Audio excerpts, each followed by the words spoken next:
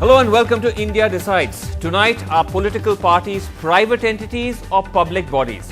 We can't get basic consensus to run parliament, but an order by the Chief Information Commissioner that political parties should come under the RTI has seen remarkable unity. Almost all political parties, barring the BJP, have rejected the order. The order cited a number of reasons why they should come under the RTI, from the crores of tax breaks political parties receive to their influence in decision making.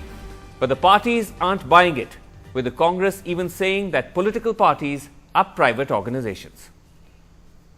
A rare show of solidarity by political parties to the latest order of the CIC.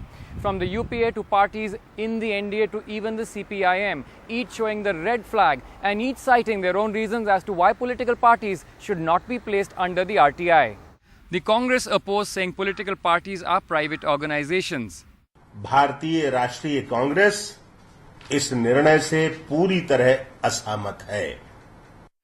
The JDU argued that all parties already have a boss, that is the Election Commission. पार्टियां जो है वो कोई परचून या कोई दुकान नहीं है.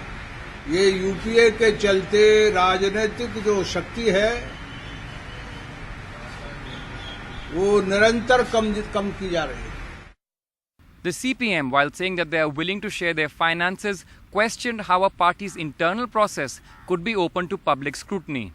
You cannot impinge on the rights of a political party. For example, if I want to select candidates on the basis of whatever criteria our party has, what is the business of others to ask us?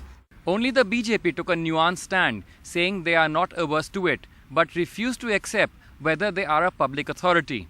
This requires a larger debate on the applicability of RTI to private bodies outside the government setup. And I think heavens won't fall if it applies on political parties, particularly in relation to the funding of political. Political parties often argue that the Right to Information Act is a great tool to ensure transparency. But here is the irony. Almost all political parties do not favor their own organizations coming under the RTI Act. In fact, one of the petitioners before the Central Information Commission, the Association of Democratic Reforms or ADR, has already moved the Delhi High Court, telling the court that the court should not take up any legal challenge to the CIC order without listening to their version, that is the version of the ADR. Application of RTI Act is not going to affect the system. It is an opportunity for political parties to strengthen themselves and strengthen the system. The reasons spelt out in the Central Information Commission order are clear. All the 6 major political parties had received substantial funding or support from the government. The parties mentioned received 2,000 crores as tax exemptions in the past 5 years. The parties were also allotted prime land at subsidized rate by the government. For example, the Congress pays a measly 99,000 rupees per month for their offices in Lutyens, Delhi. The market rate over 50 lakhs. The BJP pays just 90,000 rupees for their 3 offices. Market rate almost 40 times the amount. Campaigners say the RTI order will go a long way in bringing in much needed transparency in political parties, including the source of funds. Most political parties in their income tax declarations show that a bulk of their funds come from contributions or coupons, which raises suspicion about the source of funds. While the political parties debate the significance of the order, the Central Information Commission also has given the 6 political parties 6 weeks within which to appoint public information officers to accept the RTI pleas. With Ketki Angre and Sandeep Pukan, Siddharth Pandey for NDTV. And joining me tonight as political parties take this decision of the CIC head on, I'm joined by Abhishek Manu Singhvi, lead spokesperson for the Congress party. Also joining me from the BJP, Siddharth Nath Singh. I'm also joined by Professor Jagdeep Chokhar, who's one of the founders of the Association of Democratic Reforms that actually went to the CIC to get this order. And also Shailesh Gandhi, former CIC, joining me from Mumbai.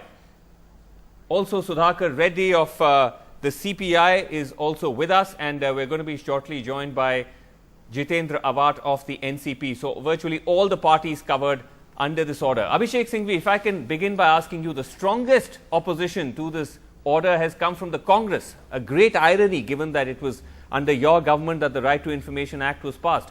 Why do you think that political parties, given the kind of financial benefits you receive from the government, shouldn't come under the RTI? Srinivasan, I hope you'll give me my 2 minutes at least. I'm going to make a nuanced argument, and it's a little technical, so let me just state it. Okay, but let me straight away say I don't doubt the bona fides of those who have raised this issue. I am not here to kind of stonewall or obstruct the issue, but I think ultimately we all live under a system of rule of law. And I can tell you, having just a short while ago seen and read the order, yes, I have no doubt, both as a congressman, as a spokesperson, but more importantly as a lawyer, to say that the order is completely and grievously wrong. We are not talking in this debate about what ought to be. Let me complete quickly. That's a very strong statement. Very You're saying strong. It's completely it's and very grievously simple, wrong, the order of straightforward. the CIC? Of course it is. Of course it is. It's going to be challenged, and as a lawyer I have no doubt that it will be stayed and then ultimately quashed. Let me tell you why. We live under a system of laws. It is not the normative discussion we are having what ought to be. Yes, we ought to be disclosing your income tax return, my income tax return, and the whole world's income tax return when any party makes an application to the income tax or to the RTI, but that's not the law. Today, can I get Srinivasan's income tax return? No. Can you get my return? No. No, but hold now on. The question arises. Just a second. Let me complete, please. Yeah, but Abhishek, also allow me to intervene. You also have no law. Yeah. You also have no law saying that you shall disclose to the wide public. Yes.